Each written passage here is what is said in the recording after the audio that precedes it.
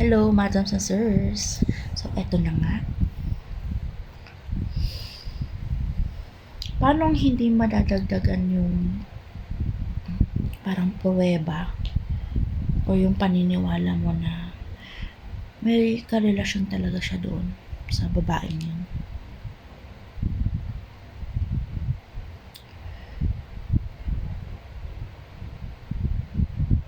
Kasi 'di ba lagi siya nandun, uwi na nga lang siya ng bahay para matulog, maligo.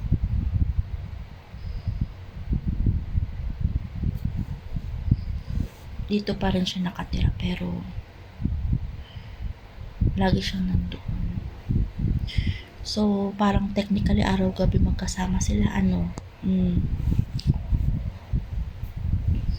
Tapos may mga araw pa na napapakisuyuan ko siya na ihatid sundo itong bunso naming anak. Kasi ang mga anak namin ay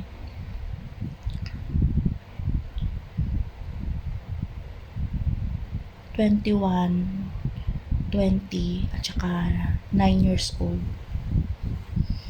Ay, hindi. 20, 19, at saka 9 years old.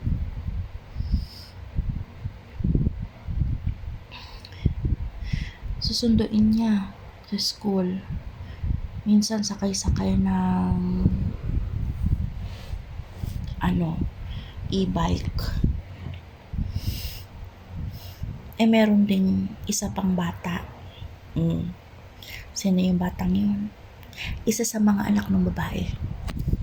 Doon din nag-aaral sa schoolmate ng anak ko. So, ibig sabihin siya din ng nag-aasikaso din doon sa bata. Hatid sundo din sa school. Sinasabay lang tong anak namin. Okay, nadagdagan na naman ng ating katibayan. Anong unang katibayan?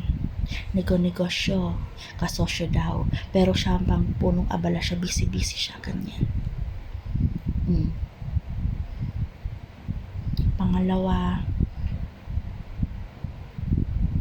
araw-gabi magkasama. Pangatlo, sa mga pictures laging suot ang jacket ko. Alam ko yung jacket ko Nakalagay teleperformance Ako lang may jacket na ganun dito sa bahay.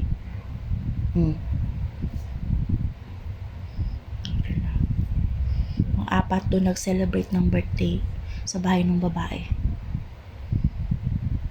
Panglima,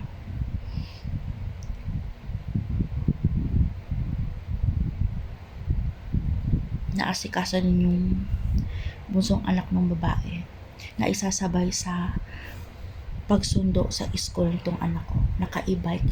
Yung e-bike, kung may-ari ng babae yun, may e-bike siya, kanya yun. Ilan lang ebidensya natin? Huwag na natin bilangin, madami na yun.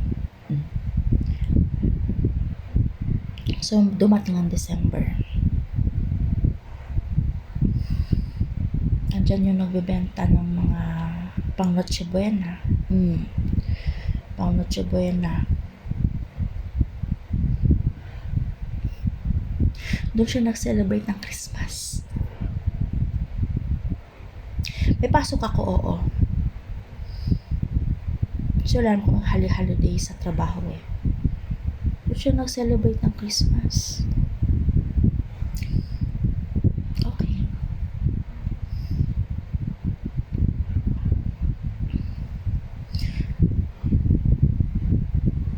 Nitong papasok ang bagong taon, nakuha ko yung schedule na imbis 7:30 ng gabi papasok ng 2:00 ng hapon.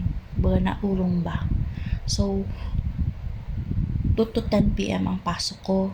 Monday, Tuesday, Wednesday, dahil yun ay December 29, December 30, and December 31.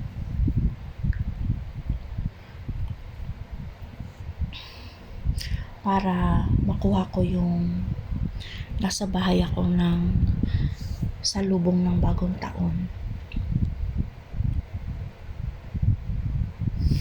alam mo yung nag-effort ka, ilaban mo yung schedule na yun para makuha mo. So, wala ka na dito ng Pasko eh. So, sana, kahit bagong taon man lang as nandito ka sa bahay.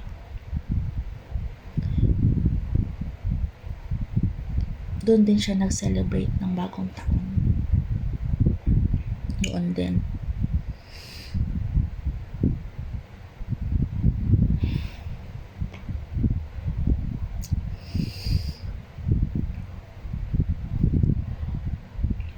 Nung ginawa niya yun,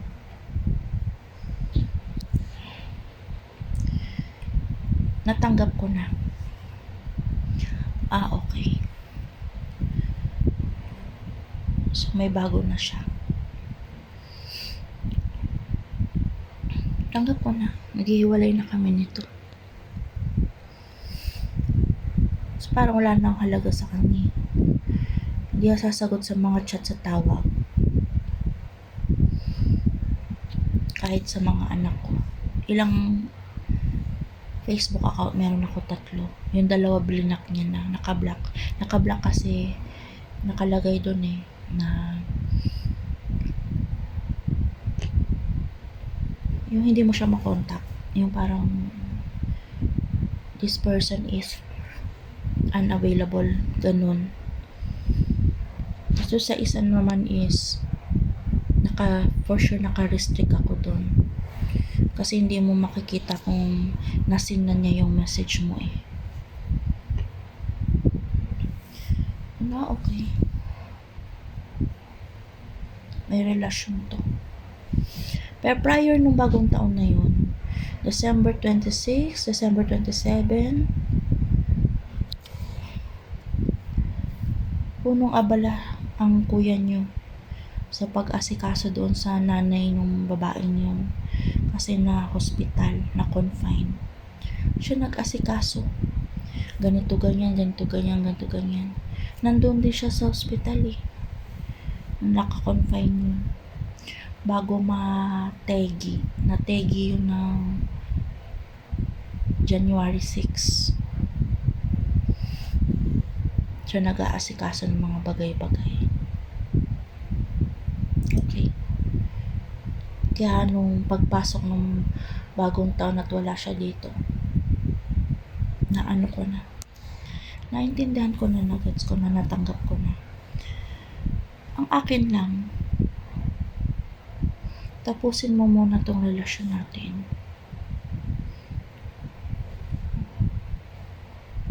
Papayag naman ako, hindi kita kukontrahin.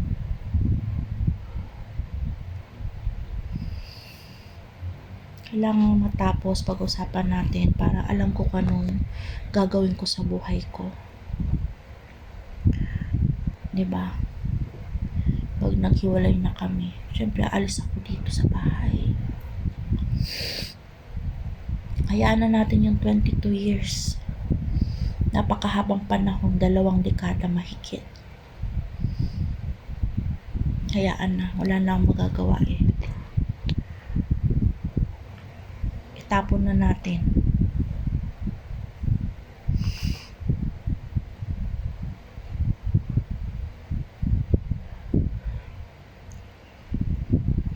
Di pa rin siya umaamin.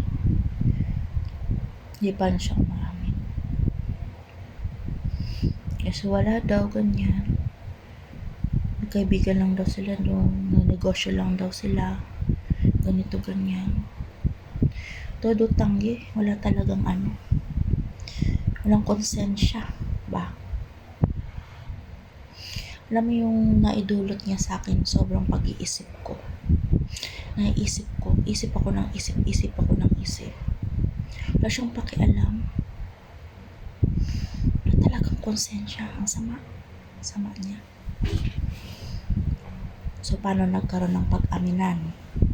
Kukwento ko sa iyo. Kwento ko sa inyo last part na to.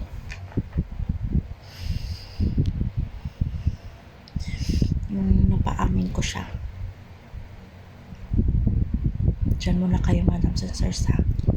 Panoorin itong last video ko. Kukwento ko sa inyo. Diyan muna kayo.